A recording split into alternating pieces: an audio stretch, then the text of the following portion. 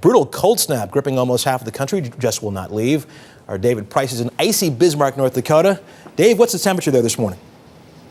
Well, Russ, it's about 7 degrees, but when you factor in the wind chill here and the wind's coming out at about 10 miles per hour from the northeast, it feels like 7 below, and the snow continues here. Have about 4 inches at the airport, expecting another 2 or 3, so the total will be about a half a foot. The snow continuing overnight. The roads are a mess, and blowing snow and icy roads are going to be a problem all day here. And this is just the tease. The extreme cold part 2 is working its way and descending into the U.S. And no matter where you look, to the west, to the north, to the south, to the east, it seems the bad weather is everywhere. You might call it the lake effect machine that just won't turn off. For the past, 5 days, it's been kind of nonstop. Places like northeast Ohio and upstate New York got up to 8 more inches of lake effect snow Tuesday, and that's on top of the 2 feet or more already on the ground. And I love it. The snow, it's fantastic. Reminds me of my childhood, and I really enjoy it. In the south, cold snaps typically last a day or two, but it's day 6 for the big chill in Louisville and Atlanta, where water lines froze underground. In Tennessee alone, at least 4 deaths were blamed on the cold weather. As Arctic air blew as far south as Florida, farmers were trying to salvage millions of dollars of citrus by protecting what they could.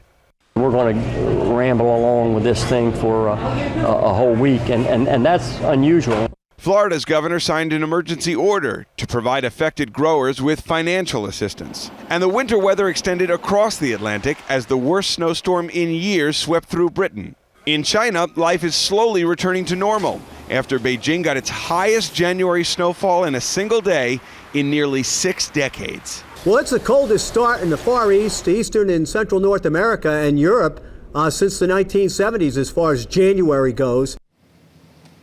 And this cold weather just isn't stopping. This is the second surge, as we mentioned, of Arctic air invading the U.S. this week. The extreme cold descending now on eastern sections of the Dakotas where we are. We're going to begin to drop on down temperature-wise. We've probably reached our daytime high at sunrise. Look at these numbers. 6 degrees in Bismarck, 15 below in International Falls. We go all the way south to Atlanta at 21, heading for sunshine in Fort Lauderdale. Well, how about 39 degrees in Aparca instead? 30 degrees in New Orleans and Dallas at 27. The brutal weather rolls on through, and as we head into tomorrow, the wind chills are going to be dangerous. 40 below in some locations, in the minus 20s as raw temperatures. And again, you're going to put that on top of 2 to 4 inches of additional snow today. Let's go through the rest of the forecast as well and see what's happening around the country. We've focused on the eastern third, or the eastern half, if you will, but as we head out west, more rain and moisture in the Pacific Northwest and Northern California and Oregon